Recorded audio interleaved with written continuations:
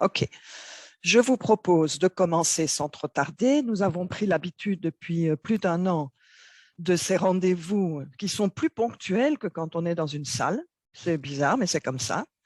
Euh, alors, j'ai deux, trois choses peut-être à vous dire en introduction. D'abord, que je suis moi-même directrice des relations internationales de l'Université de Liège, mais nous avons ici une activité collective pour le pôle Liège-Luxembourg qui rassemble des étudiants et des partenaires, des homologues des hautes écoles de la province de Liège et de la province de Luxembourg et l'université. Donc, je ne suis pas seule derrière cette réalisation. Et vous allez le constater d'ailleurs, nous essayons d'avoir vraiment une réalisation collective. Alors, cette année, elle est un petit peu particulière parce que nous le faisons en virtuel, en respect de, je dirais, des réserves sanitaires diverses et variées.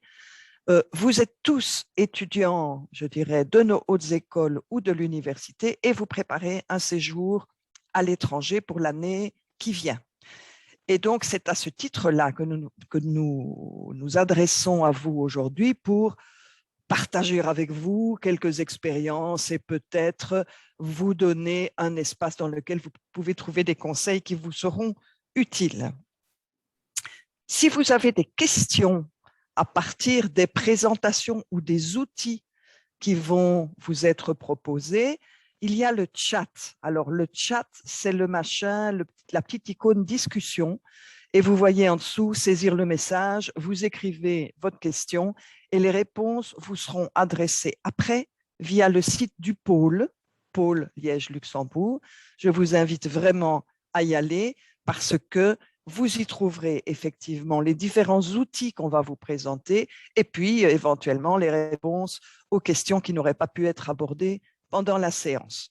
Je vous demande aussi de bien vouloir couper vos micros quand vous ne prenez pas la parole. Je parle ici aux animateurs. Ça nous évitera d'avoir des effets indésirables sur les ondes. Je vais tout de suite vous expliquer le déroulement. Nous avons d'abord un petit quiz, histoire qu'on soit le plus actif possible. Et puis, Nicolas, Antoine Mousseau et moi-même, on vous présentera un petit outil en ligne qui est mis à votre disposition. Philippe Parmentier de la Haute École de Liège vous parlera du choc culturel et des différentes choses à prendre en considération lorsque l'on considère sa propre culture. Et puis, nous en viendrons à une conclusion sympathique avec la fin du quiz et la prise de notes de notre côté de toutes les questions que vous aurez bien voulu nous adresser pour pouvoir y répondre en ligne sur le site du pôle, que je remercie d'ailleurs d'apporter son concours à ceci. Je cède tout de suite la parole à Marie Clotuche de l'Université de Liège qui va vous expliquer comment nous souhaitons vous voir participer à notre petit quiz. Marie, c'est à toi. Merci Patricia. Donc bonjour à tout le monde. Voilà, je vais vous présenter un petit quiz pour un peu animer ce début de séance. Ce quiz va être organisé via l'outil WooClap, si certains le connaissent. Alors, hop, je mets mon affichage pour que ça me permette d'y accéder. Voilà. Donc, l'outil WooClap est un outil où vous allez pouvoir vous connecter en ligne via soit un QR code ici qui est affiché à votre écran.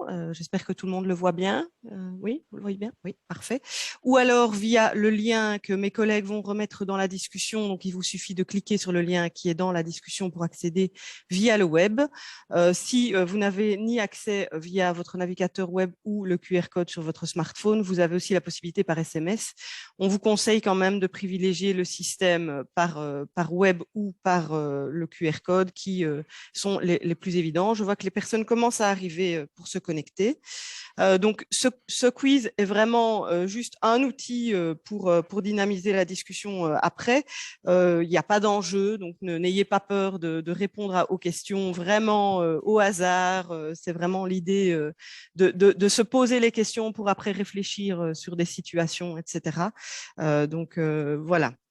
Je pense qu'on va bientôt pouvoir bouger. J'ai vu qu'on a ici 51 connectés dans la et dans la séance, on était 59, il me semble. Donc, on est bientôt tous connectés. Je vous laisse encore un peu de temps pour vous connecter. On va commencer par une question test. Ensuite, pour vous permettre de comprendre comment ça fonctionne, donc il vous est demandé de répondre à la question et ensuite de valider votre réponse. Donc, la réponse se donne en 2 temps. Comme ça, si jamais vous ne validez pas, la réponse n'est pas prise en compte dans le temps imparti, ce qui n'est pas grave. Ça vous permet quand même de continuer ensuite et de répondre à la question suivante si vous n'avez pas eu le temps de répondre. Voilà, je passe à la première question. Hop. Donc, dans quelle ville pleut-il le plus? Et donc, il vous est demandé de répondre entre Londres, Rome ou Paris. C'est une question vraiment test. Vous voyez que ce n'est pas vraiment lié à notre thématique du jour, mais c'est vraiment pour vous permettre de prendre en main l'outil avec vos appareils. Je vois que les résultats arrivent. Vous voyez qu'on est à 98% de réponses qui sont sur Londres pour le moment. 42 réponses ont été données sur les 54. Rien ou pas? Voilà. Je ne vois plus de réponse arriver. J'attends la fin du temps pour ceux qui auraient quelques difficultés éventuellement. Hop. Voilà. Et je vais vous mettre ensuite la bonne réponse pour que vous voyez ce qu'il en est. Hop, voilà. Et donc, la réponse correcte était Rome, contre toute attente. Il pleut plus en moyenne à Rome qu'il ne pleut à Londres. Voilà, c'était juste pour vous permettre de prendre en main l'outil. On va maintenant commencer sur des questions qui sont plus ciblées sur notre thématique du jour. Voilà, question suivante. Faire la bise entre amis est perçu comme intrusif dans un de ces pays. L'Allemagne, la France ou le Luxembourg?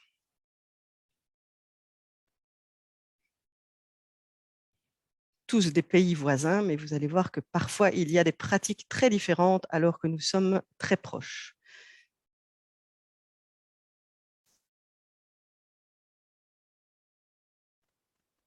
Voilà. Alors, une grande partie répond l'Allemagne, quelques-uns le Luxembourg. Et la bonne réponse était l'Allemagne, effectivement. Donc, si vous allez vers ce pays en mobilité, privilégiez la poignée de main plutôt que la bise, comme on en a le réflexe parfois en Belgique. Ça vous rendra des services. Voilà. Troisième question. Vous prenez l'avion pour le Japon. Durant le vol, plusieurs personnes reniflent autour de vous. Pourquoi? Alors, au Japon, renifler en public est plus poli que se moucher. Dans l'avion, se moucher est interdit. Et en temps de Covid, quoi qu'on fasse, c'est compliqué. Il y a un piège, il y a plusieurs réponses possibles.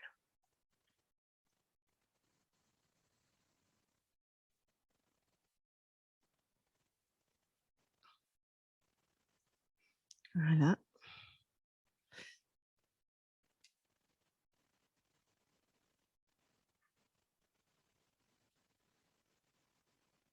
Voilà. Et donc, les réponses correctes, c'est bien qu'au Japon, renifler en public est plus poli que se moucher. Donc, c'est vraiment quelque chose auquel vous pourriez être confronté sans vraiment vous y attendre et vous sentir un peu bizarre, vu que ce n'est pas une pratique que nous avons chez nous. Mais là-bas au Japon, il y a d'autres pays aussi où se moucher en public n'est pas vraiment bien vu. Donc, renseignez-vous toujours sur ce genre de pratique ou posez-vous les bonnes questions si cela vous arrivait. Voilà. Quatrième question. Trouvez l'image qui représente un doigt d'honneur en Iran parmi les 4 images qui sont ici en dessous. Donc, il vous suffit de cliquer sur l'image pour la sélectionner et de valider ensuite votre choix. Donc,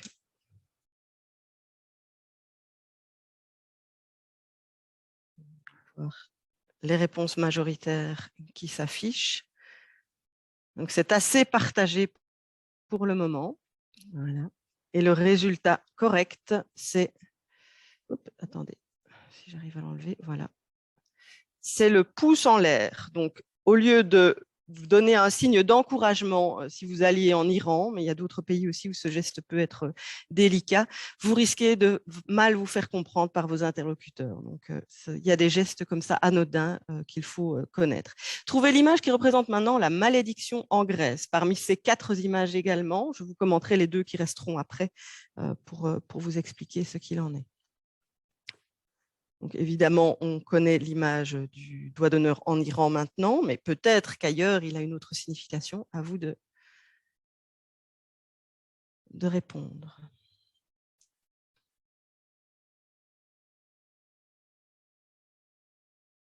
Et donc, la réponse correcte, c'était le geste de la main avec les 5 doigts tendus avec un mouvement vers la personne. C'est donc l'image 3 en noir et blanc qui est la bonne réponse.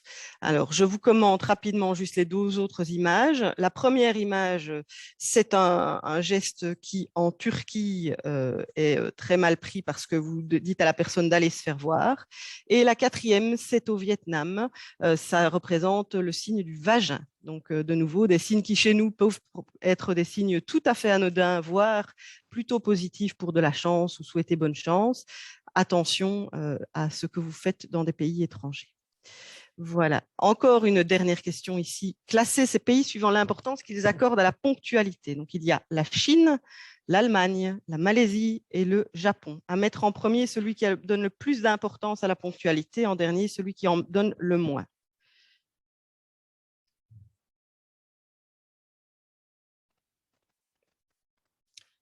Donc, je vois que les votes progressent. Voilà. Je vous laisse un peu plus de temps sur cette question, vu que c'est un classement, que ça prend un peu plus de temps à répondre. Voilà, voilà. Hop. Voilà. Je clôture les votes dans quelques secondes. Et donc, la réponse correcte ici était en premier le Japon, en deuxième l'Allemagne, ensuite la Chine et en dernier la Malaisie. Donc, vous voyez aussi que dans une même région du monde, l'importance donnée à la ponctualité peut varier fortement. Et aussi chez nos voisins, en Allemagne par exemple, le quart d'heure académique, si vous participez à des événements avec eux, vous verrez rapidement que ça n'existe pas vraiment.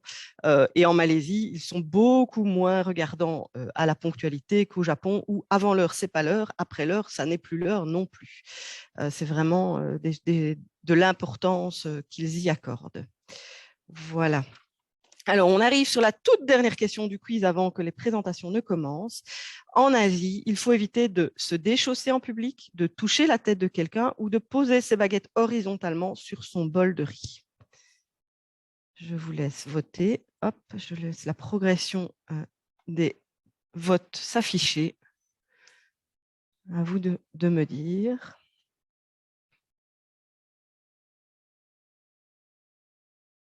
Voilà, on voit que la tendance principale, c'est pour poser ses baguettes horizontalement sur le bol. Or, la bonne réponse, c'était toucher la tête de quelqu'un, parce que la tête est considérée comme le siège de l'âme, et toucher la tête, notamment d'un enfant, par exemple, ça peut être très, très mal pris. Se déchausser en public, ça arrive très fréquemment pour rentrer chez quelqu'un ou pour rentrer dans un temple. Et poser ses baguettes horizontalement sur le bol, c'est plutôt planter les baguettes dans un bol à la verticale qui sera très mal pris, qui est un signe qui se fait en cas de funérailles ou de décès. Voilà.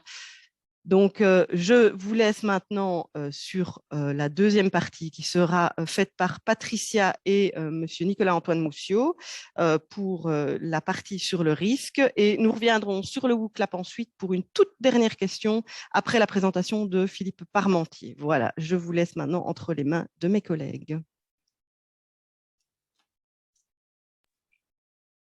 Merci Marie. Alors, effectivement, j'ai le plaisir d'essayer de vous sensibiliser à un outil que nous avons mis en ligne et qui sera à votre disposition sur le site du pôle à partir de la fin de cette séance. Nous avons essayé de le rendre le plus ludique et en même temps pratique pour vous. Ce petite interface remplace un fascicule que même Nicolas, qui pourtant est une bonne pâte, trouvait indigeste. Alors, Nicolas, je vais tout de suite te passer la parole pour que tu puisses commenter le premier slide qui sera envoyé par Marie. Je prendrai le relais sur ce qui concerne l'Europe. Tu prendras le relais sur ce qui concerne les voyages hors de notre beau continent.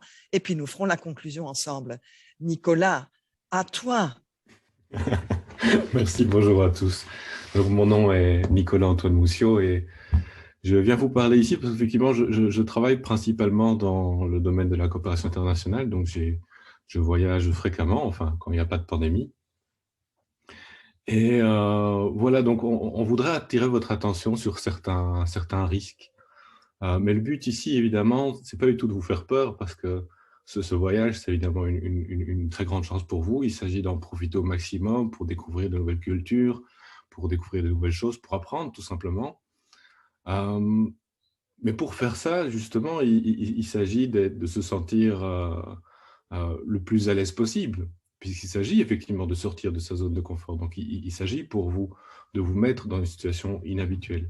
Mais il faut que ça reste de beaux souvenirs. Et donc, c'est ça qu'on appelle les risques. C'est quand le risque, quelque part, c'est d'avoir des choses qu'on préférait ne pas vivre. Et donc, pour les éviter, ben, il y a des choses très, très simples à penser ou pour se sortir d'un mauvais pas. Et donc, c'est plutôt ça qu'on cherche à vous montrer dans cette présentation. C'est comment prévoir les choses de manière à soit ne pas se mettre dans de mauvais pas, soit pour pouvoir sortir de ces mauvais pas.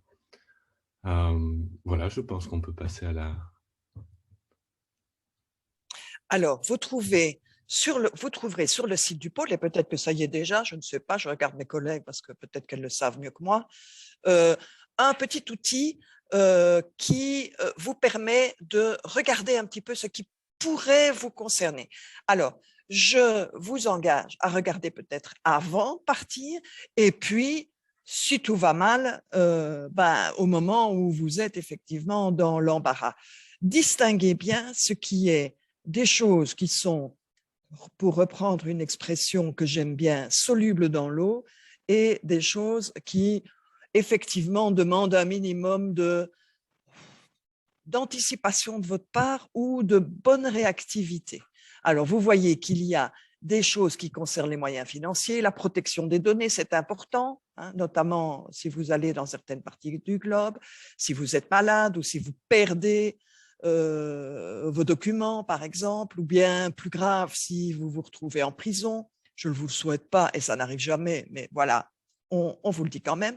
Dans chaque petit carré, vous pouvez cliquer, vous allez sur la petite flèche pour voir, je dirais, les différents onglets qu'il y a derrière, et vous pouvez encore avoir accès à des mots d'explication après. Tu peux passer la suivante, Marie?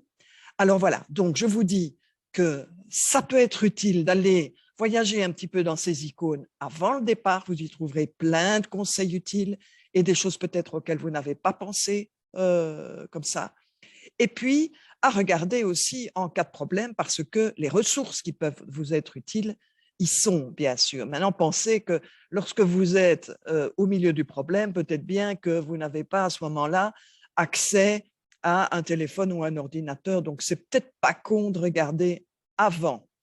Et vous l'avez en accès direct par le QR code qui s'affiche ici. Nicolas, ah non, c'est moi ça, c'est moi, c'est encore moi. Alors, en Europe, j'ai envie de vous dire, ne vous tracassez pas, l'Europe est notre jardin. Les problèmes ont les mêmes solutions qu'en Belgique. Il y a des choses que personnellement, moi, je classerais dans la catégorie imprévue, du genre, votre valise à l'aéroport n'arrive pas. Ah, la belle affaire. Vous n'êtes jamais que 3 500 000 passagers cet été qui auront le problème. Donc, ne vous tracassez pas. Tout est prévu, notamment dans un aéroport qui est comme un labyrinthe pour rats de laboratoire, hein, Nicolas. C'est-à-dire qu'il y a un service pour ça. On va vous demander 350 machins, on va vous demander la couleur de votre valise et tôt ou tard, on la retrouvera et la compagnie aérienne vous la rapportera dans l'hôtel dans lequel vous êtes. Si vous perdez des cartes de banque, ben là aussi, des doubles sont possibles. Il faut parfois un petit peu attendre, mais voilà, c'est pas bien grave. Alors, au lieu de vous prendre la tête en vous demandant où vous allez dormir, ben, prévoyez le coup. Allez dans une auberge de jeunesse pendant 10 jours, ça vous laisse le temps de trouver l'appartement de vos rêves. Si vous avez vraiment peur de perdre des trucs, eh ben, mettez votre sac à dos devant vous, vous n'aurez pas l'impression qu'on va tripoter dedans. Faites des doubles. Alors, je sais bien que ça n'a pas valeur légale, mais quand on a un double de son passeport, on est tout de suite plus à l'aise pour démontrer qui on est. Ça va mieux. Et dites-vous que là aussi, vous n'êtes pas le seul à qui ce soit arrivé. Et puis enfin, quand vous arrivez dans votre université et que le service des relations internationales n'est pas ouvert, ou que la madame en face de vous, ou le monsieur, ça arrive, tout compte fait vous dit que bah oui, bah, c'est pas ouvert avant la semaine prochaine, posez-vous la question toute simple. Pour moi, c'est urgent parce que je suis hors de ma zone de confort et que je me sens insécurisée. Mais pour lui ou pour cette université qui m'accueille, est-ce que c'est urgent? Eh bien, lorsque le monsieur vous dit que ça attendra la semaine prochaine, la réponse est non, ce n'est pas urgent, ce n'est pas urgent. Et donc, parfois, patience et gentillesse font mieux que force et courage, comme dit La Fontaine. Alors, pour découvrir votre nouvel environnement, eh bien, il y a d'autres étudiants, les ESN. Hein. C'est facile de trouver ça sur le net, hein, comment les contacter. Soyez accompagné peut-être d'un local. Si vous allez dans une colocation ou dans l'auberge de jeunesse ou dans l'hôtel, il y a sûrement quelqu'un qui dispose d'une carte ou qui est un local et qui peut vous aider.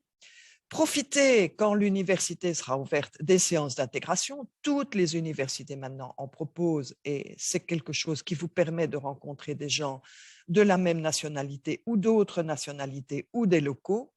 Et puis, sortez un peu de votre timidité, Seigneur Dieu. Présentez-vous, allez vers les autres, contactez vos voisins, contactez vos professeurs, dites qui vous êtes. C'est toujours payant. Et celui qui vous regarde d'un drôle d'air, c'est lui qui a perdu.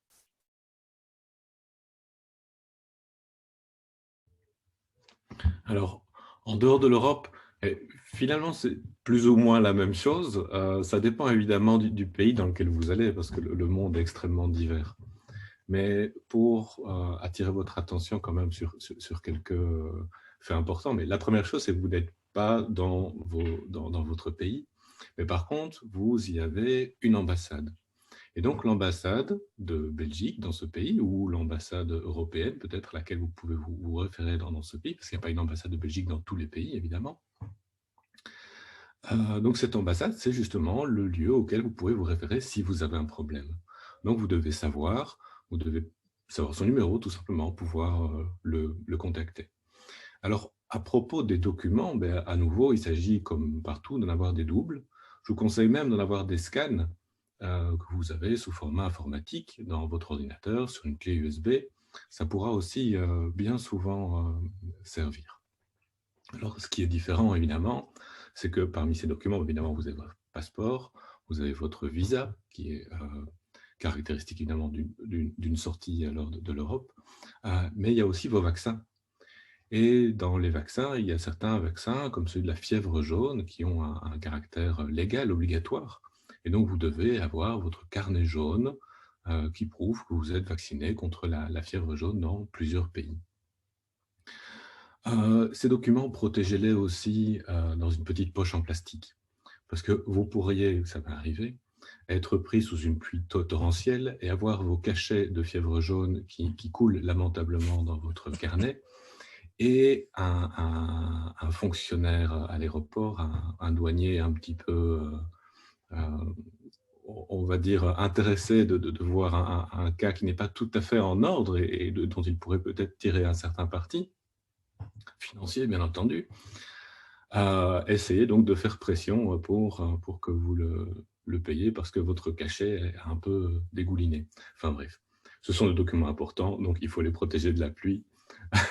Ce sont toutes des choses un peu bêtes auxquelles il faut penser. Alors, parmi ces choses, toujours qui pourraient vous sembler un peu idiotes, mais on est tellement dépendant de nos téléphones, et on va vous dire, et on vous l'a déjà dit, on va encore le répéter, qu'il faut avoir les numéros de téléphone sur soi, alors évidemment dans votre GSM, et si vous perdez votre GSM, il faut les avoir quelque part d'autre, ces numéros, donc il faut les avoir aussi écrits, soit dans l'ordinateur, dans votre carnet d'adresse, soit sur une version papier, évidemment, dans un petit carnet que vous aurez sur vous. Mais on est tellement dépendant de ce téléphone, et ceux-là, ils sont dépendants de l'énergie. Et donc, il ne faudrait pas qu'au moment où vous avez besoin d'appeler votre ambassade parce qu'on vous a volé tous vos papiers, vous n'ayez plus de batterie de téléphone parce que tout simplement, ça fait quelque temps que vous êtes en déplacement et vous n'avez pas eu l'occasion de recharger. Donc évidemment, dès que vous avez l'occasion de recharger le téléphone, faites-le, rechargez-le à bloc. Mais ce qui peut être une bonne chose aussi, évidemment, c'est d'avoir ce genre de batterie supplémentaires auxquels on peut brancher le téléphone. Donc ça vous donne un peu d'autonomie supplémentaire par rapport aux sources d'électricité que vous ne pourriez pas trouver tout le temps. Par rapport à ces sources d'électricité aussi, ce qu'il faut voir, c'est aussi des choses idiotes qui me sont arrivées, c'est quand on ne prévoit pas que les prises ne sont pas les mêmes que chez nous. Et donc, il faut en fait des adaptateurs pour d'autres types de prises. Donc, renseignez-vous sur le type de prise électrique qu'il y a dans le pays où vous allez, parce que sinon vous allez vous retrouver tout bête avec votre chargeur, mais pas du tout de possibilité de brancher votre ordinateur, votre GSM. Donc, toutes ces questions-là sont des choses, bien souvent, qu'on oublie, et donc il faut évidemment y penser. Ce qu'on oublie moins, mais c'est extrêmement important qu'on vous le répète évidemment, c'est de vérifier tout ce qu'il faut faire en termes de vaccins, en termes de couverture sanitaire, et puis avoir un petit kit de secours, voir ce que vous pouvez avoir sur vous en cas de pépin pour traiter, par exemple, une maladie diarrhéique. Si voilà, vous n'avez pas accès à des pharmacies localement, à des docteurs, c'est évidemment une bonne chose d'avoir quelques médicaments de premier secours, on va dire, sur vous. Donc, il faut penser à ces choses-là. Alors, pourquoi je dis diarrhéique? Tout simplement parce que c'est ce qui arrive le plus fréquemment. Vous changez d'endroit, vous avez une nouvelle nourriture, vous avez évidemment certaines contaminations de ces nourritures qui ne sont pas forcément extrêmement problématiques, mais qui, bien souvent, néanmoins, vont suffire à vous causer une diarrhée bien désagréable et parfois franchement problématique, auquel cas il faut évidemment chercher à se faire soigner. Alors, ce qui est évidemment important dans ces prophylaxies médicales, dans ces préventions médicales, c'est tout ce qui est moustique. Pensez bien à avoir sur vous ce qu'il faut pour, comme répulsif contre les moustiques. Mais si vous vous apprêtez à aller dormir aussi dans des zones rurales, ayez votre propre moustiquaire, évidemment, moustiquaire imprégné, de manière à ne pas vous faire manger par les moustiques la nuit. Avec le gros problème, c'est pas que ça chatouille du tout, le problème c'est que ça transmet des maladies qui, elles, sont très problématiques. Alors, il n'y a pas que les moustiques qui piquent la nuit qui posent problème, il y a aussi les moustiques qui piquent le jour, d'où l'utilité d'avoir du répulsif pour se protéger de joyeuseté comme le chikungunya ou ce genre de choses-là dans les zones où ça sévit. Donc, mais là, il faut la formation. Donc, informez-vous au préalable. Ce sont toutes des informations que vous pouvez avoir sur les sites qu'on va lister un peu après, mais également sur des applications telles que, j'y pense seulement maintenant, mais de l'Institut de médecine tropicale d'Anvers, avec l'application Wanda, si je ne me trompe pas de nom, Vanda. Je vais vérifier après, et puis on vous donnera l'information. Mais voilà, donc cherchez à bien savoir tout ce qui concerne la protection de votre santé. Parce que si vous avez la santé, si vous vous sentez bien, finalement, il peut vous arriver n'importe quoi, vous arrivez à vous en sortir. Alors, comme on le disait, dans les cas graves, c'est l'ambassade. Il faut vous référer absolument à l'ambassade. Il faut éventuellement, quand on parle de choses vraiment graves, y compris au niveau de la santé, il faut peut-être envisager un rapatriement. Voilà, évidemment, c'est dommage, mais c'est parfois ce qu'il faut faire avant que des problèmes de santé n'empirent dans un lieu où on ne pourra pas forcément vous soigner. Alors pour ça, il faut s'inscrire à l'avance sur le site des Affaires étrangères. Il faut aussi se signaler à l'arrivée. Alors par rapport à cette arrivée, ce qui est très important et ce qu'on oublie aussi, pas souvent, mais parfois, c'est d'être suffisamment au clair sur tous les endroits auxquels on va aller et certainement les premiers endroits où on va aller.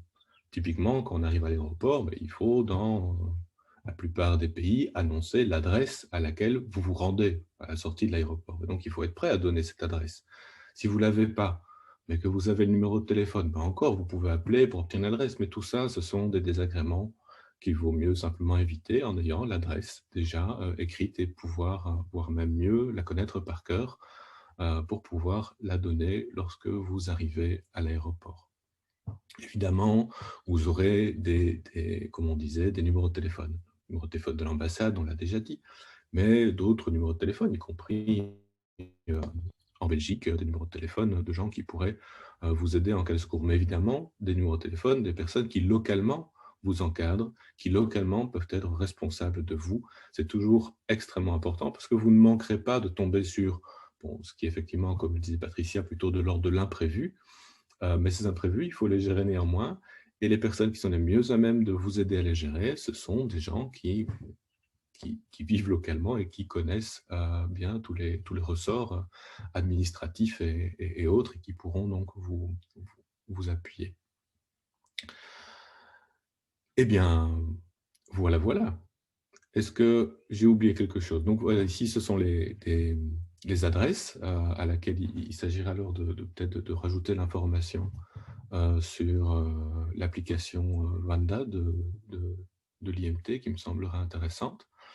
Alors, vous voyez qu'on fait une différence évidemment entre les étudiants belges et français ici. Donc, chacun se référera, puisque chaque ministère des Affaires étrangères a des recommandations différentes par rapport aux différents pays, et notamment à l'évaluation des risques. Chaque pays fait pour ses ressortissants une évaluation des risques à aller dans tel ou tel autre pays. Parfois, on peut avoir des zones vertes, oranges, rouges, et c'est un peu différent au sein du pays même. Donc là, il faut savoir, quand on est dans un pays dans lequel on a, on va dire, le droit d'aller, l'autorisation par le ministère étranger d'aller, mais peut-être que c'est délimité. Dans le pays, on ne peut pas se rendre n'importe où. Donc, il faut vérifier aussi ce genre d'informations-là. Eh bien, voilà. Donc, j'espère qu'on ne vous a pas trop effrayé, parce que ce n'est pas du tout le but. Le but, c'est que vous soyez préparés psychologiquement, mais surtout matériellement, que vous ayez toutes les choses dont on vous a parlé, que vous ayez toutes les connaissances a priori de là où vous allez pour vous sentir le plus à l'aise possible, pour justement être prêt à découvrir, à découvrir les choses, ces nouveaux environnements, ces nouvelles manières de penser. Et à propos des pays hors Europe, justement, c'est là que justement, on va parler de choc culturel après, mais c'est là que les différences culturelles sont les plus intéressantes et les plus riches probablement à aller chercher. Donc, je vous souhaite beaucoup de belles découvertes. Alors, je vais vous dire un secret quand même. Nicolas, il est en faculté vétérinaire. Donc, les moustiques, les araignées, les souris, il connaît. Et je crois même qu'il aime ça. En fait, je le soupçonne un peu d'aimer ça. La plupart d'entre vous, en ces temps de pandémie, resteront en Europe. Néanmoins, quelques-uns vont faire des travaux de terrain ou vont aller effectivement dans des zones rurales, faire des prélèvements, des choses comme ça. Donc, tous les conseils de Nicolas sont précieux. Moi, j'en retiens un. Outre le fait que c'est utile d'avoir des doubles et de bien penser et anticiper la santé, c'est vous dire que vous soyez en Europe ou pas en Europe, j'ai envie de me faire ici l'écho de quelque chose qui est pratiqué par les Indiens d'Amazonie. Alors, les Indiens d'Amazonie, il n'y en a plus beaucoup, hein, il y a beaucoup de déforestation. Néanmoins, ils avaient l'habitude, et ils ont toujours l'habitude, pour les quelques-uns qui restent, d'être nomades. Et un de leurs préceptes de vie, c'est de dire « ne rien posséder que l'on ne puisse porter ». Évidemment, quand on est nomade, on voit bien l'intérêt de ne pas posséder plus de choses que celles que l'on peut soi-même transporter. Et c'est une des raisons d'ailleurs pour lesquelles il n'avait qu'un enfant à la fois, c'est-à-dire un enfant qu'il faut porter. Une fois que l'enfant s'est marché, hop, on peut faire le suivant. Bref, tout ça pour vous dire que il faut limiter son bagage, quoi qu'il advienne, en se disant que, bien sûr, on va le mettre dans une cale d'avion, mais peut-être qu'après, il va falloir prendre un train ou un tram ou un bus ou je ne sais pas quoi, ou que tout compte fait, le taxi va tomber en panne et qu'il va falloir marcher un petit peu, ou que dans la gare, il n'y a pas d'escalator, mais que ce sont des escaliers. Et donc, avoir quelque chose de trop lourd ou de trop encombrant ne me paraît pas être la meilleure des solutions. Donc, voilà, je crois que ça fait partie aussi du trip de l'école de vie. C'est apprendre à vivre avec peu, quelque part. Et avec ça, vous êtes de plein pied dans le 21e siècle.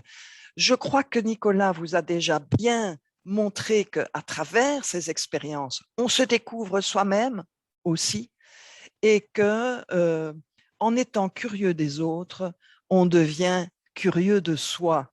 On peut donc revenir plus malin. Nicolas, tu as peut-être quelque chose à dire là-dessus. À propos du fait qu'on revient plus malin.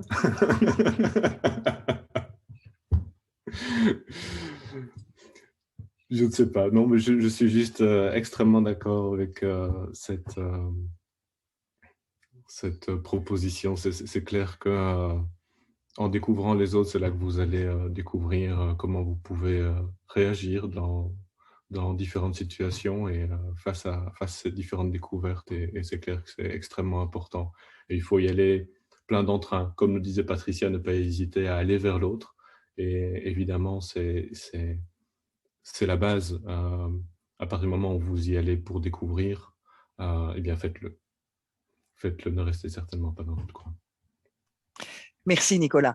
On terminera là-dessus et je crois qu'effectivement, c'est l'occasion ou jamais de vous rendre compte que le monde est plein d'amis et Philippe Parmentier va vous indiquer comment, quelque part, arriver à considérer que des gens qui sont fondamentalement différents et dont peut-être vous ne comprenez pas toujours les comportements premiers peuvent être de véritables amis pour vous. Philippe, tu as la parole. Voilà, ce sera mieux si j'active mon micro. Donc voilà, la première chose en fait auquel il faut être attentif, c'est que vous allez quitter un monde que vous connaissez. Vous allez quitter vos parents, vos amis, et vous allez vous retrouver quelque part dans un environnement complètement étranger. Et ce qu'on observe souvent, c'est qu'en fait, il y a ce qu'on appelle un choc culturel. Alors le choc culturel, c'est pas quelque chose de bien grave, mais soyez attentifs, sachez que ça existe et que donc du coup, eh bien, il faut vous y préparer. Donc j'essaye de voir comment je peux lancer la présentation. Voilà. Donc vous êtes arrivé à destination et puis voilà, vous avez quelqu'un qui en principe vous accueille à l'aéroport et puis vous précipitez vers lui, vous voulez lui faire une bise et là tout compte fait, il y a une réticence. Vous allez on en parlera un petit peu plus tout à l'heure, vous allez vous rendre compte qu'il y a plein de choses comme ça qui quelque part sont simplement des habitudes, des comportements différents, mais qui peuvent tout simplement un petit peu vous déstabiliser. Parce que lorsque vous allez dans un pays étranger, qui a forcément une culture différente, vous allez vivre des situations comme ça où vous allez perdre un petit peu vos repères sociaux. Donc ça veut dire que lorsque vous avez fait cette démarche d'aller à la découverte d'une autre culture, d'un autre pays, eh bien une des clés pour que ça puisse bien fonctionner est tout simplement de développer en fait une faculté d'adaptation. Il faut que vous ayez l'esprit ouvert en disant les gens sont différents, ils sont pas plus méchants, pas plus gentils, ils ont simplement un mode de communication qui est différent du mien et c'est très intéressant. Mais néanmoins, vous allez peut-être ressentir un petit peu cette opposition entre les habitudes que vous avez, votre mode de fonctionnement, et puis un nouveau système de valeurs, et ça risque un petit peu de vous déstabiliser. C'est ce décalage qu'on appelle parfois à un certain moment le choc culturel. Ça veut dire un certain stress, peut-être un regret en disant mais qu'est-ce que j'ai été faire dans cette galère, c'est très différent de chez moi, j'ai la nostalgie de mon pays et de ma culture d'origine. Alors c'est en fait des choses qui arrivent à un certain moment. Vous avez d'autres manières de penser, des habitudes, des pratiques, etc., qui vont provoquer ce choc culturel. Quels sont les symptômes? C'est souvent une impression d'inconfort, de désarroi finalement, le sentiment d'être un peu incompris, d'être mal à l'aise, une certaine lassitude aussi, un sentiment de déception, de désillusion. Vous étiez en train de vous dire avant de partir, maintenant, waouh, ça va être génial, je vais m'éclater. Et puis là-bas, après quelques jours, vous allez vous dire, oh là là, j'aurais peut-être pas dû partir. Et vous allez être désorienté, tout simplement. Donc c'est quelque chose de normal. Ne vous inquiétez pas, ça va passer. C'est tout à fait logique. D'accord? La première réaction, c'est aussi de vous sentir un peu isolé. Vous partez tout seul, vous n'avez pas d'amis. Mais rassurez-vous, vous allez en avoir plein des amis. Parce que tout simplement, tous les Erasmus, tous les étudiants qui, comme vous, ont fait ce choix d'aller faire une expérience à l'étranger, ils sont tous tout seuls et ils sont tous à la recherche d'amis. Donc vous allez tous vous rassembler comme des aimants, vous allez tous vous regrouper, vous allez faire plein d'amis qui proviennent d'horizons complètement différents. D'accord? Donc le danger, c'est aussi de se regrouper par nationalité. Vous allez vous retrouver entre Belges ou entre Français, et là vous allez perdre une partie évidemment de la richesse de l'expérience. Donc ça, je vous invite vraiment à faire après un certain temps l'effort d'aller à la rencontre d'autres nationalités, d'autres cultures. C'est là que vous allez apprendre énormément de choses. Et on parlait tout à l'heure de l'expression revenir plus malin. Mais vous allez surtout apprendre énormément de choses sur votre propre culture. C'est par la confrontation avec des habitudes, avec des coutumes, avec des modes de communication différents que vous allez apprendre des tas de choses sur la culture belge, parce que chez nous, tout le monde se comporte de la même manière, et donc on ne se rend pas compte qu'on a des particularités. Donc, leur système de valeurs, des gens du pays dans lequel vous allez séjourner, leur système de valeurs est tout aussi bon, évidemment, que le vôtre. Hein. Vos hôtes ne sont pas des ennemis, ils ont simplement des modes de communication tout à fait différents, des comportements tout à fait différents. Dans le quiz, vous avez vu que c'est beaucoup plus poli pour des Japonais de renifler plutôt que de se moucher, mais c'est quelque chose qui forcément pourrait vous choquer dans un premier temps. En vous disant, mais ces gens-là, ils sont grossiers, ils ne sont pas comme nous, ils ne sont pas propres. Alors que de leur point de vue, si vous vous mouchez dans votre mouchoir et que vous le mettez dans votre poche, eux considèrent que c'est vous qui n'êtes quand même pas très propre, puisque vous conservez quelque chose qu'en principe, vous êtes censé jeter. Donc sachez que vos hôtes ne sont pas des ennemis ou des gens irrationnels. Ils ont simplement un mode de vie et de communication qui est adapté à leur culture, à leur histoire, à leur philosophie. Et ce système de valeurs différent du vôtre, vous allez apprendre à le connaître et à vous adapter. Donc ce choc culturel peut être plus ou moins important, mais sachez que c'est une réaction normale que vous allez apprendre à gérer, tout simplement. Alors regardez, ce schéma est très intéressant. Donc dans un premier temps, vous allez arriver dans le pays et vous allez vous dire « Waouh, génial, c'est formidable, je découvre enfin, c'est mon rêve ». C'est ce qu'on appelle la lune de miel.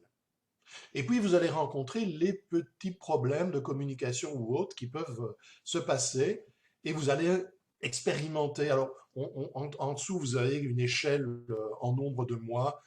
Ça par contre, je pense qu'il faut la relativiser. C'est pas nécessairement aussi mathématique que ça. Mais il y a de toute façon un moment de crise, ce qu'on appelle le choc culturel. Et puis vous allez vous adapter finalement à la situation et vous allez remonter. C'est ce qu'on appelle les variables d'ajustement. Et vous allez vous adapter finalement. Vous allez vous adapter à cette nouvelle situation. Donc la lune de miel, c'est l'euphorie de l'arrivée, on l'a vu. La crise, c'est les aspects négatifs qui commencent à apparaître, des incompréhensions avec les locaux, ça devient un peu difficile à supporter, donc c'est la période de crise. Donc c'est normal, ne vous inquiétez pas, ça va passer. Parce qu'il y a la période d'ajustement ou de récupération. Petit à petit, vous allez réaliser qu'il y a certainement une marge entre les attentes du début et la réalité, mais que vous allez pouvoir vous adapter et trouver un juste milieu. Vous allez avoir le sentiment que finalement, vous arrivez à maîtriser les choses et que votre sentiment de contrôle sur les événements va augmenter. Et vous vous sentirez beaucoup moins perdu au sein de cette nouvelle culture. C'est quelque chose de normal et de classique. Il faut surmonter ça, d'accord? Il faut surmonter. Mais sachez que c'est classique. Et votre période d'adaptation, là c'est simple, hein, vous avez appris à accepter tous les aspects de cette nouvelle culture, les plus, les moins, vous vous sentez bien intégré, vous avez une bonne conscience de ce que vous désirez et de la manière dont vous pouvez profiter au maximum de votre expérience, vous avez des objectifs, et puis vous commencez à vous rendre compte que finalement, ça va bientôt avoir une fin. D'accord? Et donc vous commencez à voir tous les aspects positifs, et c'est effectivement cette période d'adaptation. Alors le côté surprenant, c'est que quand vous allez revenir en Belgique, vous allez avoir un choc culturel inversé. Donc c'est tout à fait possible que vous avez expérimenté, par exemple, une parfaite liberté quand vous étiez à l'étranger, vous revenez en Belgique et vous retrouvez les contraintes de la Belgique. Peut-être les contraintes de revivre chez vos parents et qui vous disent, bon, là, tu sors un peu trop, etc. Alors qu'à l'étranger, finalement, vous dites un petit peu ce que vous vouliez. Et vous allez aussi, peut-être, vous avez fait de nouveaux amis, vous avez expérimenté des tas de choses, et puis vous les quittez pour revenir en Belgique. Vous êtes un peu triste. Voilà, là, pas de panique, tout ça, c'est normal également, et vous allez faire la belle synthèse qui sera le souvenir de tous ces éléments positifs, de toutes ces rencontres qui vous ont finalement enrichi, et ce sera toute la beauté de cette expérience que vous allez vivre et que vous aurez évidemment à ce moment-là vécu. Il faut en parler à vos proches. N'hésitez pas à raconter tout ce que vous ressentez. C'est quelque chose, parler des choses, c'est quelque chose qui de toute façon aide toujours. Voilà, le choc culturel, il faut le limiter. Hein. Il est inévitable, mais il faut accepter qu'il y a des différences. Renseignez-vous un petit peu avant le départ pour voir un petit peu quelles sont les coutumes qui peuvent être différentes. Comme ça, vous ne serez pas surpris. Sachez qu'il y a la communication, c'est pas uniquement, nous en reparlerons dans quelques instants, n'est pas uniquement basée sur des mots, bien au contraire. Par exemple, on va en prendre quelques-uns. Dodeliner la tête en Inde, ça ne veut pas nécessairement dire non, ça veut dire ok, ça veut dire oui. Au Pérou, ils mâchent des feuilles de coca, mais ça ne veut pas dire qu'ils sont drogués. Voilà. Et au Sénégal, le thé se prend 3 fois. Bon, voilà, il y a plein d'habitudes comme ça. On se serre la main ou on ne se serre pas la main. Il y a différentes choses comme ça que vous pouvez. Vous savez, avec Internet maintenant, on peut avoir énormément d'informations avant de partir. Faites-le, comme ça vous serez tout simplement préparé. Essayez d'apprendre quelques mots de la langue du pays, hein, c'est assez sympa. Si vous faites des erreurs, c'est pas grave. Et soyez surtout dans l'observation, dans l'écoute, essayez d'observer les différences, de les comprendre. Ayez un aspect positif ouvert, être souple au changement. Ce sont des clés qui vont vous permettre d'avoir une belle adaptation et de profiter au maximum de cette merveilleuse expérience. Ne considérez pas les différences culturelles de manière négative.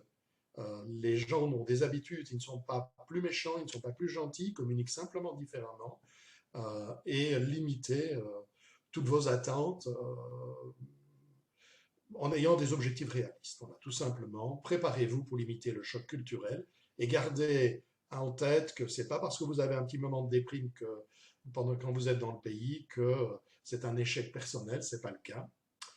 Soyez ouverts à l'imprévisible, prenez-le comme une aventure, comme il vient, et vous allez voir que vous profiterez un maximum de votre séjour.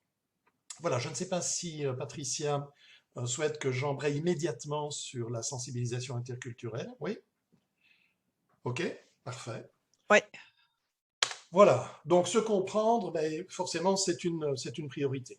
Quand on communique dans des pays différents, il y a différentes coutumes, on vient de le voir, qui peuvent détruire une situation et créer des stéréotypes, d'accord? Même si les deux parties sont honnêtes. Alors, les conflits sont chaque fois forcément amplifiés lorsque les deux parties se réfèrent à leur propre contexte culturel. Moi, j'utilise souvent l'expression d'avoir la capacité d'enlever les lunettes déformantes de sa propre culture.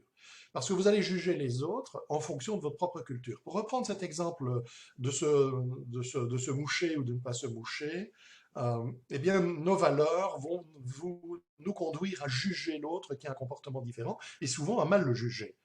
Évidemment, c'est une erreur majeure. Et sachez, un autre élément important, c'est que la communication n'est pas seulement basée sur des mots. Les linguistes d'ailleurs considèrent qu'une énorme partie de la communication est basée sur tout à fait autre chose que les mots. Ça peut être le langage corporel, ça peut être les expressions du visage, ça peut être différentes choses, mais les mots ne véhiculent qu'une partie de l'information.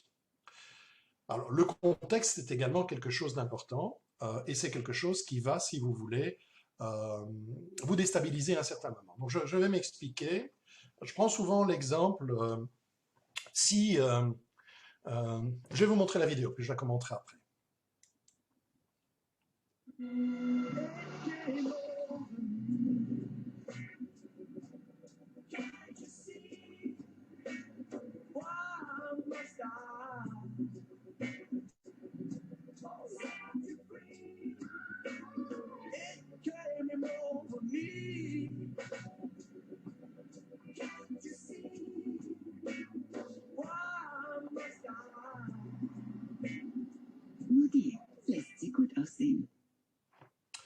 Voilà, donc qu'est-ce qui s'est passé dans cette publicité? C'est en fait tout simplement que cette jeune fille qui voyageait dans le bus, après n'avait sans doute pas l'habitude d'être considérée comme aussi jolie. Et elle, à la fin de ce voyage dans le bus, parce que les garçons lui envoyaient des messages, des bisous, elle a fini peut-être par se dire qu'elle était beaucoup plus jolie que ce qu'elle ne pensait.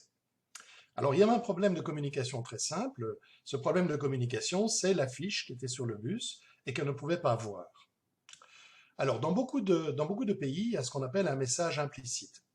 Donc, ça veut dire que la communication n'est pas aussi directe qu'elle peut l'être dans certains pays comme la Suisse. Ça veut dire que les messages sont suggérés, vous devez les deviner.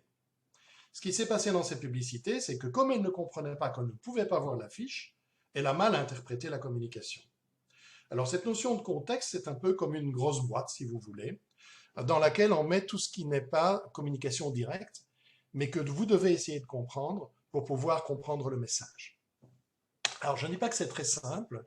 Vous avez un anthropologue américain, Hall, qui a essayé de classer, si vous voulez, les pays en fonction de l'utilisation de messages explicites ou bien implicites. Et vous voyez que vous avez tout en bas, vous avez la Suisse. Donc ça veut dire que quand le message est direct, le contexte, il n'a pas besoin d'être important pour pouvoir comprendre le message. Par contre, vous avez dans des pays comme le Japon, où si vous voulez, les messages sont implicites, on ne vous dit pas les choses directement, c'est une forme d'ailleurs de grande diplomatie, on ne veut pas vous choquer, on ne veut pas vous faire perdre la face, et donc les messages sont suggérés. Et donc du coup, c'est le contexte qui va vous permettre de comprendre ou pas le message. Le contexte, c'est plein de choses. Imaginons que j'invite, c'est souvent un exemple que je prends qui est un petit peu sans doute excessif, mais c'est pas grave. Imaginons que je veux séduire une jeune fille et je l'invite dans un McDonald's. Ou bien je l'invite dans un restaurant gastronomique. Je suis le même, je dis les mêmes choses, mais le fait de l'inviter dans un restaurant plutôt qu'un autre a un message différent, envoie un message. C'est aussi de l'implicite. Alors c'est de l'implicite évident à comprendre, mais c'est de l'implicite quand même.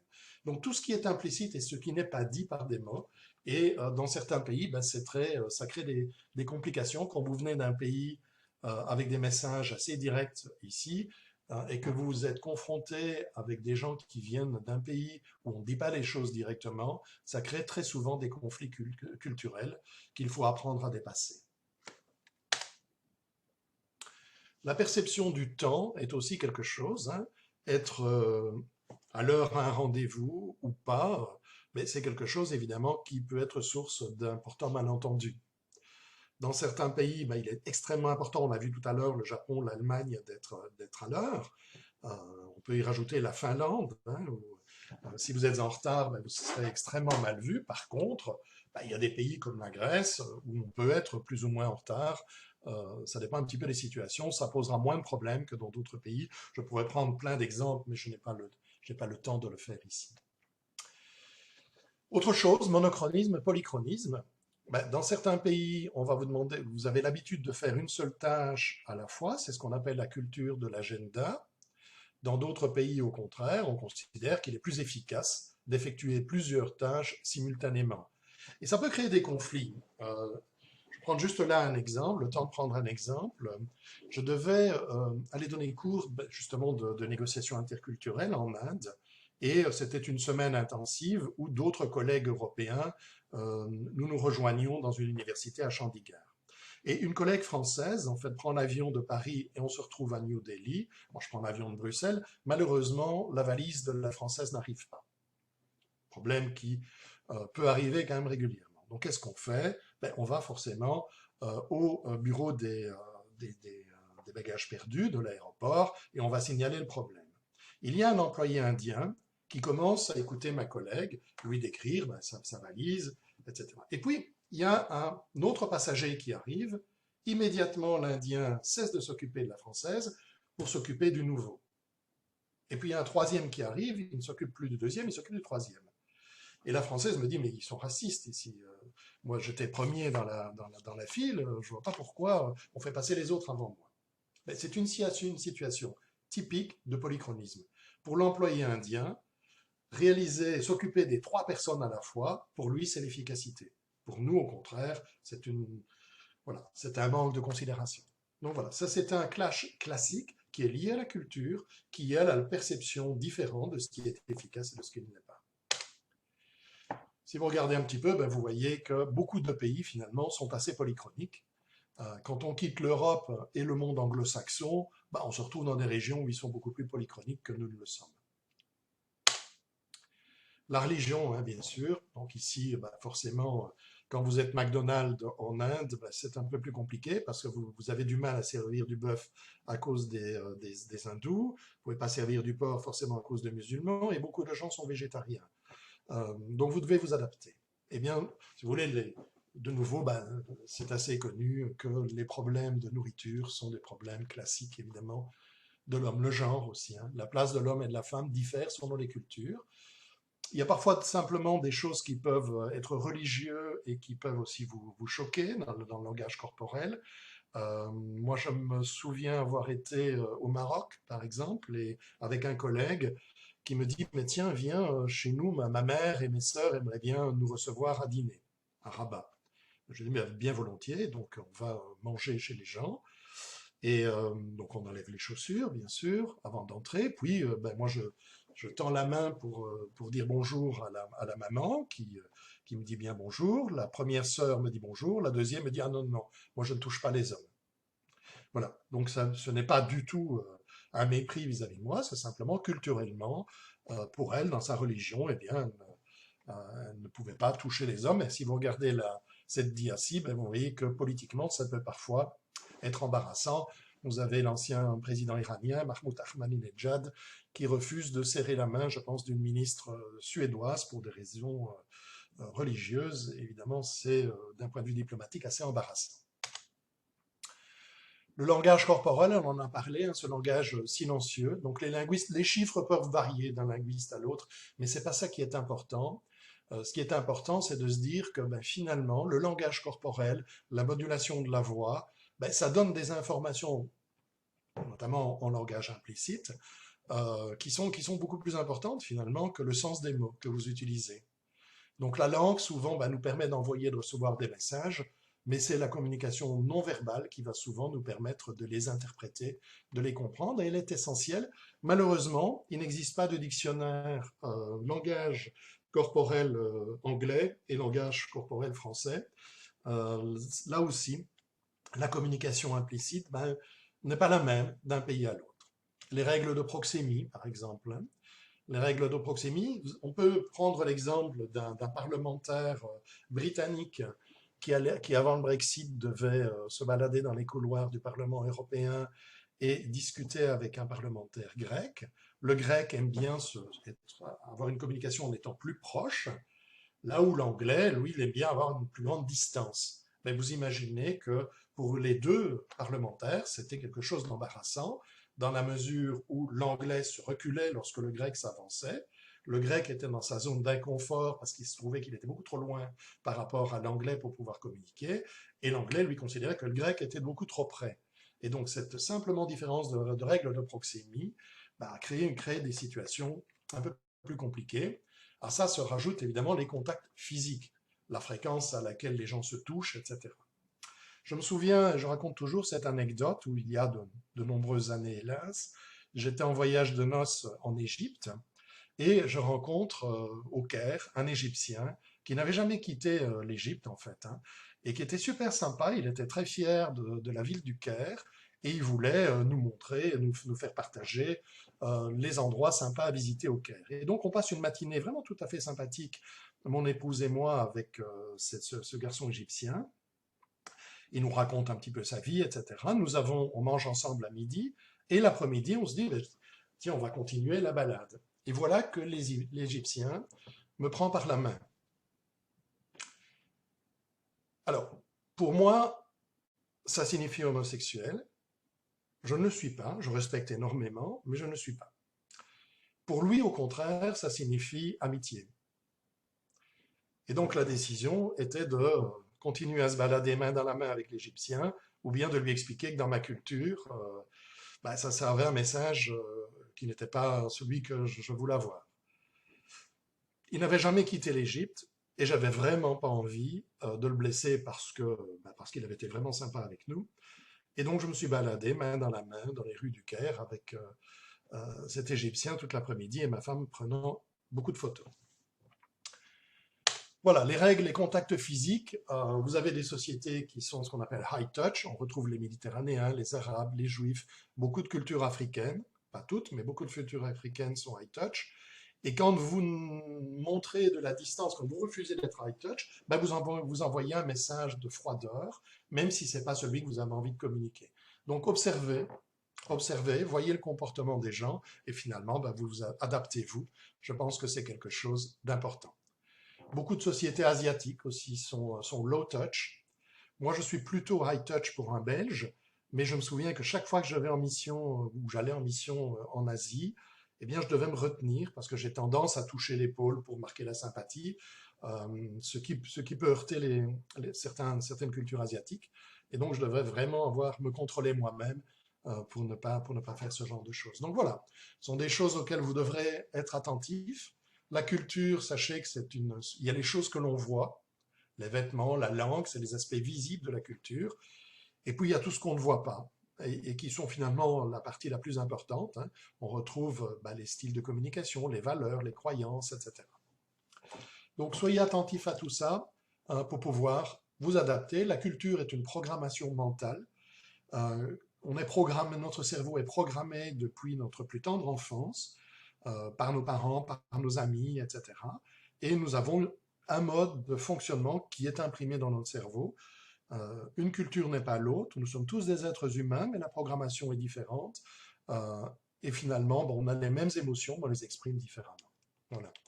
Sachez-le, et l'identité culturelle, c'est quelque chose finalement que l'on doit apprendre à voir et à gérer. Donc là, le message clé, c'est l'ouverture d'esprit et la flexibilité. Voilà, j'espère avoir été suffisamment bref pour répondre. Merci beaucoup, Philippe. C'était parfait. À ce stade, un message, effectivement, c'est que même si vous allez à 100 km de chez vous, hein, en France, les Français, non seulement ne sont pas foutus de dépasser le 8e de finale à l'Euro, mais sont aussi profondément différents de nous, évidemment. Et donc, les conseils de Philippe vous seront bien utiles. Les autres ne sont pas bizarres, vous êtes aussi un ovni. Et donc, n'oubliez pas que dans tout ce que Philippe vous a expliqué, en réalité, à travers la culture des autres, c'est la vôtre aussi que vous allez découvrir. Je vais tout de suite vous rappeler que c'est sur le site du pôle que vous trouvez à la fois la présentation de Philippe, l'outil concernant les risques du voyageur. Marie va vous remettre, je dirais, en selle avec son petit outil WooClap. Et puis, le mot de conclusion sera apporté par une autre collègue et j'espère qu'à travers cela, eh bien, vous aurez trouvé les quelques éléments qui peuvent vous être utiles pour préparer utilement votre séjour à l'étranger. À toi, Marie.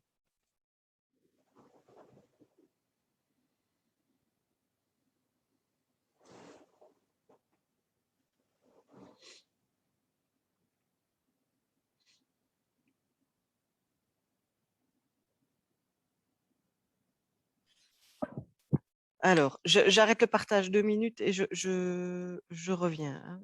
J'ai juste un petit souci. Donc,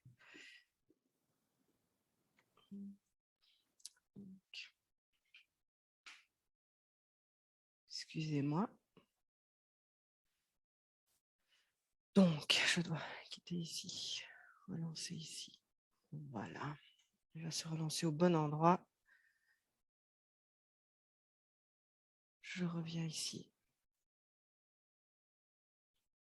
S'il veut bien m'afficher le partage possible, écran partagé, voilà. Ici, partager. Voilà. Donc ici, on est au bon endroit. Je m'excuse pour le le temps qui a été perdu.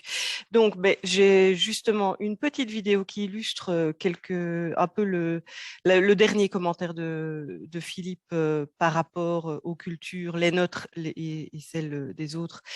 C'est dans une campagne de pub d'une agence d'assurance, d'une banque, pardon, HSBC. Donc, je vous propose de regarder la publicité. Donc, c'est via l'outil Booklab. Vous pouvez vous connecter parce qu'il y a une petite question après, comme ça. Ceux qui sont toujours connectés, c'est toujours le même lien. Ceux qui n'auraient pas eu l'occasion de se connecter, j'ai vu notamment un message d'erreur. Vous avez l'occasion de vous connecter maintenant. Voilà, je vois que quelqu'un a rejoint l'outil. Donc, voilà, je passe maintenant à la vidéo. On va d'abord regarder la vidéo, puis ensuite, il y aura une petite question pour clôturer les choses. Voilà. Hop, je passe à la vidéo.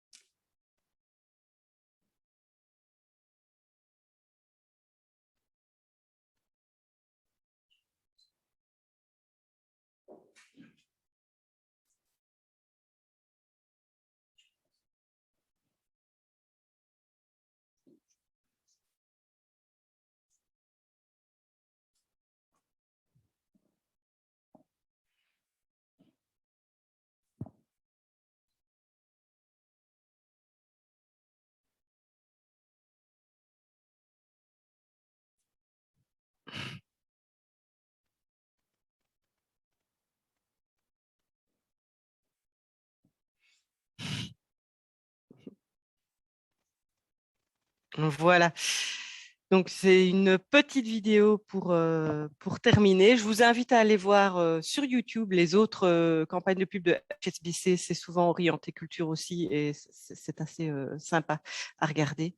Voilà donc la dernière question. Qu'est-ce qui provoque le remplissage sans fin de l'assiette lors de cette vidéo?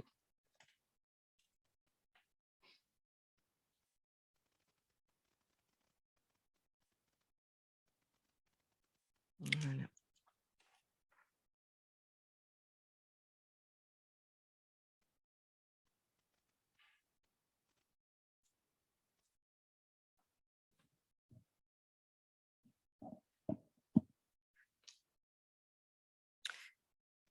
Et voilà, vous voyez que c'est massivement les cultures des différents acteurs qui ont été choisis. C'est effectivement la réponse correcte. Donc, on voit bien que ce sont deux cultures différentes qui ici font qu'il y a une mécompréhension à table et qui mène à ce remplissage alors que aucun des deux ne se comprend vraiment. Voilà, juste pour clôturer ce petit événement. Je passe maintenant la parole à Anne-Françoise, ma collègue.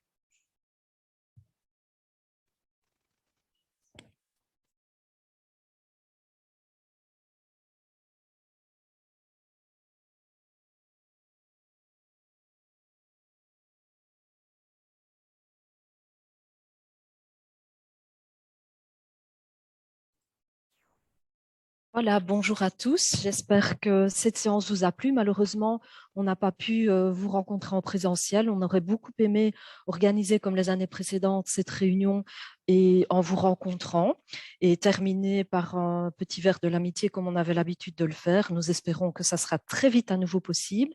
N'hésitez pas à aller consulter les outils qui sont mis à votre disposition sur le site du pôle et notamment l'outil risque à l'étranger dont Patricia vous a parlé en début de séance où vous pourrez à tout moment le consulter et trouver beaucoup de réponses aux éventuelles questions que vous aurez avant, pendant le séjour.